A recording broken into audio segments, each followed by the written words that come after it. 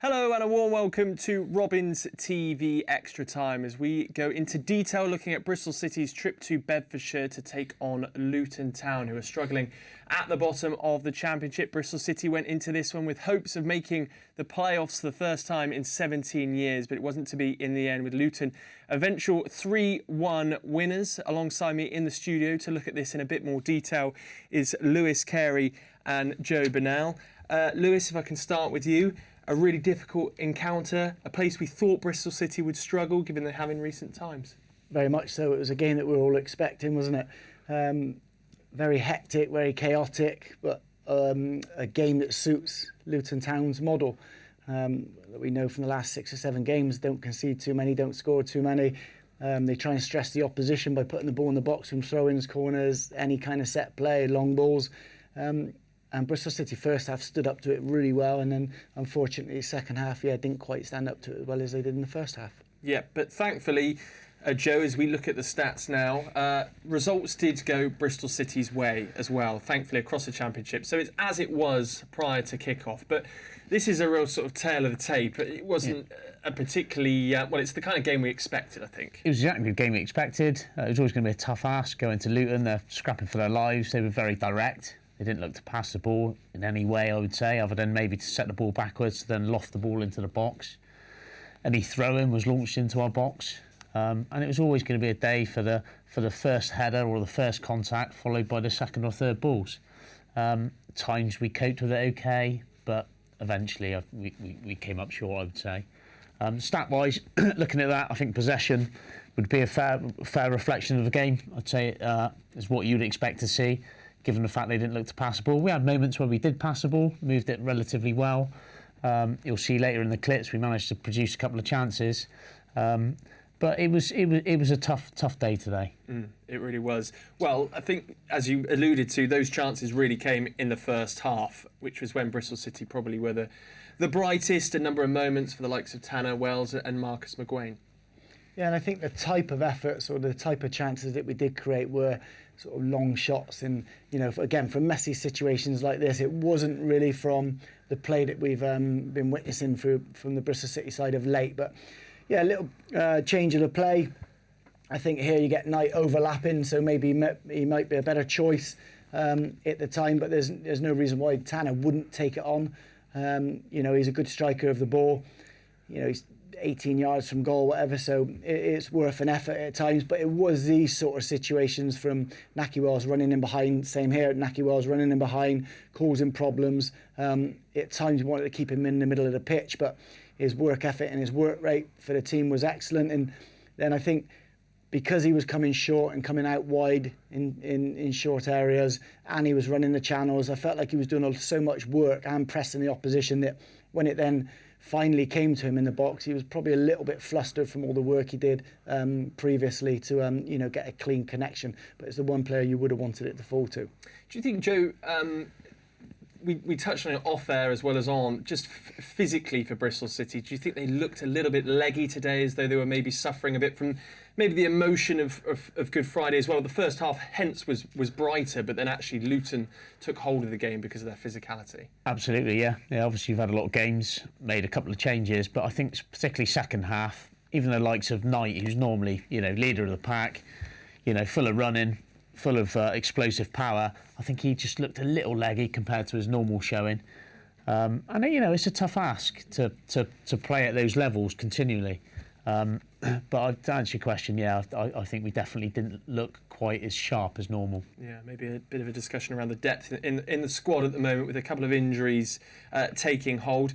Then it was Max O'Leary's moment to shine. Fantastic save this to prevent Luton from going 1 goal to the good. And he was busy today, you have to say, but this was a fabulous stop. It's a brilliant stop. It's a little opposite movement from the Luton players. Morris then runs off the back of Dickey, starts running towards goal with the ball, has a little look up, try and pick out a teammate. Cam does as well as he can with a clearance because he's off balance, and then the ricochet off the Luton player. How Max sorts his feet out to work his feet to stay balanced, and then to whip his torso back the other way and get a full stretch arm on it is an incredible save. Top class save, that. Really Top was, class. yeah. And then we moved into the second half then, and this is when the action really took hold in the game, and it didn't take long for Luton to find the back of the net. It was the man that we've been speaking about, scoring from range typically in the run-up to the game, Asgard. And it felt as though, I think I said in the Robins TV show, the game might kind of close in on Bristol City at this point, given the small intensity of the stadium. Exactly that. I think the fans were very vocal throughout. I think that was a big impact on the referee's performance today, as well as some of their players.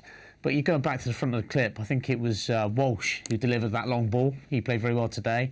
And it was a question of getting the knockdowns, which Asgard was alive to. And we saw on clips even before his previous games that he's got a good shot on him.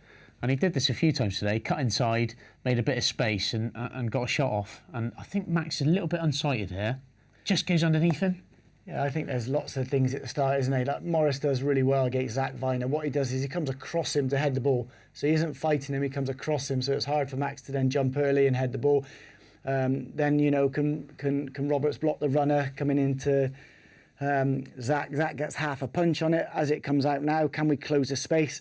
But for me, I think when we see it from this angle here, I think Rob Dickie just has a little duck, and I don't know if it's from his head or over his shoulder. But then it unsights Max, he can't get down to it quick enough, and then, you know, when it skids off the surface that close to him, it's only going to go into the goal. Maybe an argument to say McGuane was sort of just pushed off the ball a bit too easily as well. And then Tanner doesn't score tap-ins. We saw a belter from him early on in the season, but this one topped it and it drew Bristol City level. At this point, I think we kind of thought Luton might start to feel the nerves given their precarious position at the bottom of the table, but what a finish it was. That was an incredible finish. Joe will tell you more from a midfielder, but for me, it was probably the first little bit of play Bristol City had to move the opposition, and as a poor heading the ball back into play, there wasn't enough numbers in the box. So really you're hoping for something like that to happen. Now, as it comes out, you watch how Tanner moves his feet to get himself into position and get his chest facing the way he wants to shoot, and then he allows the ball to come below his knee to keep over it, to keep the dip, and is an incredible strike. Sadly, obviously the game doesn't hinge on this goal and it doesn't really contribute to the points tally, Joe, but Manning will surely be pretty chuffed with the way that all players are pitching up with goals at the moment. I mean, the amount of defenders that are scoring. Absolutely, and defenders as well. Yeah, with Tanner and unlikely, and it's important. I think you share your goals around, and it shows what a team performance has been for us of late. But I mean, that was a fantastic goal, and actually at that moment I thought that, you know, we're back in the game now. I wondered if Luton would being down the bottom of the table, fold somewhat. But sadly, obviously there was other moments involved, but yeah, it just didn't seem to be the case. They continued with their game plan, which we sort of struggled with. And this really typified that game plan. Carlton Morris putting Luton Town 2-1 up and really just bullied his way into this goal. But you felt, Lewis, there was a few moments where Bristol City maybe could have done better. Yeah, like we said, we can always pick it apart, can't we? You know, we say it's easy from the cheap seats, it's easy for me from here to talk about it, but it's an excellent delivery with regards to the pace of it. It keeps it away from Max because he can't get there because he's too quick. Now, because Max can't get there, it's up to Rob Dickie, who's the free player in the zone, to go and head the ball. However, if you watch, it just slightly goes over his head, so he starts backtracking. Now, McCrory can stay here, goal side, ball side, but he doesn't, and Morris does absolutely brilliantly to come from behind McCrory to in front of him. If you watch it here, you have to see what Morris does here. That is the bit that's it makes the goal, and then all he's got to do is chest it and finish it like he did, which is an excellent finish. But it's in the detail of what Morris does. But I think, you know, initially, you know, here, can Roberts clear the ball? Can you go and be brave and just clear the ball? It's a brilliant finish and one that could have been stopped. It's the old cliche, big games with small details. And I think it's got to emphasise there as well that Walsh today in his delivery wasn't just that corner. I think every set piece he had really, it almost split the defence. Even Max, I think, was caught there. Do I come? Do I not? But again, like Lewis said, the delivery was that good. I don't think Max probably could have come for that one. But yeah, sadly, I think it's small details there. Yeah. City's best chance in the second half, bar obviously Tanner's spectacular volley, fell to the same man again, and you'd have thought, probably based on the confidence that would have given him from the first goal, he should have done better with this double effort on goal. Yeah, again, he does really well initially. I think Mehmeti does brilliantly here just to lean into the defender, and then he drives into the box. And what I like about this, when normally you see him sort of lash, whereas he tries to pick a teammate out here. He tries to pick Armstrong out initially, but it goes all the way through to Tanner, who arrives at the second post really, really well. And, you know, the control he gets on the first one to get his head over the ball, keep it into the ground to cause the goalkeeper a problem was excellent. Like this one here, that's a brilliant finish. Keeper does well. And then I'm really surprised because the quality of his volley and the quality of his first contact there would suggest here he'd balance himself and either finish it or chop it even. It's almost like he had the rehearsal, you know, prior to his finish before. But interestingly, there's two different techniques, okay? So the first one's a side foot where he hits the target. And obviously the final one, which he tries to put his laces through it, which he did so well on his finish. It's just a shame, really. And I think Lewis mentioned earlier the fact that could he have chopped it, could he have maybe come inside a little bit there on the second one, they're all sort of diving to make the block. But yeah, sadly, a little bit wild in the end on the execution on the final chance. Yeah, and then Luton put it beyond Bristol City. Slightly fortuitous from their perspective, but a bit of a blunder if you're a Bristol City player. Plenty of players involved. Miscommunication maybe, Joe? Yeah, I think so. I think Dickie, and also we spoke earlier, there's a bit of tiredness there, a little bit leggy. He sort of goes to meet the ball, doesn't really make contact, goes underneath him, no one's following the runner, the third man run or whatever you may call it. And again, is that down to a little bit of tiredness? Could we make more contact there, stop it happening?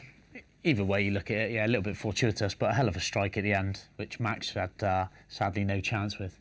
Yeah, sometimes players make things happen, don't they? You know, he's a little bit of movement to receive in an open stance to front the defender up straight away. Then he's positive to drive forward. Then he follows his pass. Then he touches it outside of himself, comes across it, gives the goalkeeper the eyes, and keeps it out of his reach. It's a brilliant, brilliant finish. But the big talking point from the second half was the Armstrong penalty decision that the referee gave in favour of Luton. He was through on goal, had his legs taken. But the referee, with a good angle of it, decides not to give it, Joe. I'm still seething with this because I'm doing commentary through the game. I was getting so frustrated with the referee giving all these innocuous fouls, which clearly weren't where part of the Luton game plan. They take a foul, they put the ball in the box, right? And to see that in real time and the fact that it was such a clear foul, sending off. I mean, you'll see on the clip here, and there's some great intricate play beforehand, some nice one-touch football. Sinclair's clearly through, and I think there everyone's fancying in there a little side foot past the keeper because keeper's in no man's land at this point here. You think here, when he's just on balance, he'd side foot it through. Clearly it's contact, clearly it's a foul, clearly it's a penalty, and it's a sending off. And at that point, you'd think, I'd really fancy us there. You normally go off the player's reaction, don't you? You just watch the two Luton players waving their arms. That means it's a penalty. That's the first one. When they start waving their arms is saying no. And then the reaction of the Bristol City players, look, everybody, because everybody can see clear as day that Mengi's fallen into the back of, like the other day we said to Sunderland when he was trying to get out of the way sort of thing, but this one he's actually fallen into the back of the legs, and how the referees miss that, I never can't know. see any case where it's not a foul. No. You know, there's no part of that view in there, even on the second time, even in real time at the beginning, it was nailed on. I think the referee's really been affected by a home crowd there. Yeah, and you talk about momentum and Bristol City maybe lacking energy, suddenly that all changes, doesn't it? You find something from within you then to try and go for the equaliser. Yeah, absolutely. There'd be a man down because almost certainly would have been a sending off. Earthy had come on at this point and we'd started a nice bit of play with Twine. It would have made a really interesting final 10 minutes, but sadly that went well against us today. Well, speaking of George Earthy, we felt as though his contribution again was pretty significant.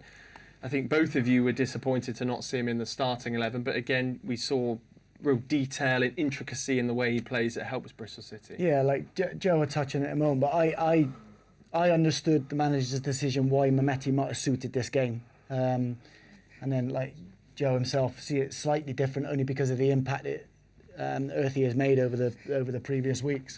I see why you need to rotate, and I think that the squad has shown it's been brilliant because people have come in, they've done an equally good job as the previous starters. I just think for me, he's been so important for us recently. It would be really difficult. He's a young chap as well. And I appreciate we've had a lot of games, but I think he's been, and with the ball and without the ball as well. So in terms of defensively, I've seen him closing down a lot on the fullbacks, maybe stop that long ball coming through. But I think as an option in attacking and in possession, I think he's been so good recently. personally, I probably would have started with him. But again, you know, Really eventually- demanding the ball as well in those moments. I was just about to say, and that's the thing. So like before the game, I was like, no, I understand the, you know, the coaches and the manager's decision. Whereas when you then see the end of the game, you see his highlights, and he had another shot, didn't he? That went slightly over the bar. He was involved in the penalty incident. He makes things happen, and he's fearless. He receives on the half turn. He finds space. He's direct. He looks for little slip passes. He runs in behind. So he's going to affect the game. It was just, I think the manager's decision probably was that it wasn't going to be as easy to get the ball down in play today as they would have liked. Which it wasn't, of course, was it? It was quite a difficult game today to get any rhythm going. Yeah. You know, very difficult. Well, I guess from a fitness perspective, the fact that we now have a week to recover, you know, the Leeds game on Monday night might give a few players a chance to rest up. The likes of Joe Williams, of course, as well, that felt his quad after the game on Friday. But, of course, with that result, we can all breathe a bit of a sigh of relief because other games went in our favour across the Championship. Here's a look at the table as it stands. Of course, Middlesbrough going down 2-1 pretty late in the end to Sheffield Wednesday. Of course, they turned that game around. It was 1 goal to the good. Finn Azaz, I think, with the goal for Middlesbrough. And then Sheffield Wednesday go on to win. And then Coventry beaten pretty convincingly by Plymouth, who are scratching around for every point they can get their hands on at the moment. So, Joe, it's as we were. Absolutely. I think it's maybe a case today. You know, it's a long season. We've played very well. We're all delighted to be in this position. I don't think we dwell too much on today. It was a tough ask to go there, team fighting for their eyes, fighting for their lives and their survival. And maybe it's just a case of, forget about that, regroup, look for Monday, remember all the good things we've been doing recently. And actually, dare I say it, because, I mean, thankfully, it's something that in recent years I've always felt City have struggled with is goal difference. I mean, could that even come into play, potentially, Lewis? Because thankfully we've got a 3-goal advantage over Coventry. Over Coventry and Millwall as well. And it's just, for me, the Middlesbrough one, I think that's a huge result for us today. Yes. You know, if they would have held on to the win and it would have been on 66 and 67 like it shows there, I think it would have been really interesting the last couple of games.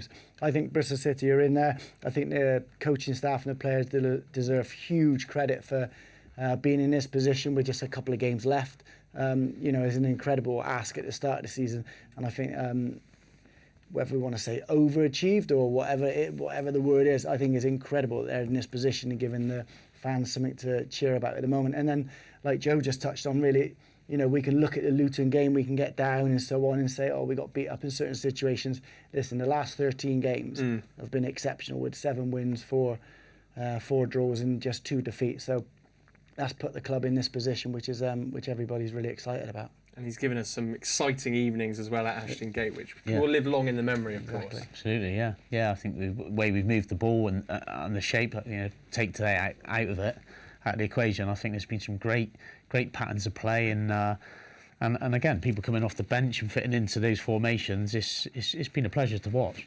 Another fascinating Championship season. Of course, everybody's still in it at the bottom as well. Thank you very much both for joining us on Robin's TV Extra Time. That is it from us. Bristol City defeated, unfortunately, to Luton by 3-1, but a chance to go again against Leeds United in the penultimate game of the season away from home at Ellen Road. A tough task, but Bristol City will be hopeful they can get something there and hopefully secure their spot in the playoffs. Thank you for joining us on the show. We'll see you next time.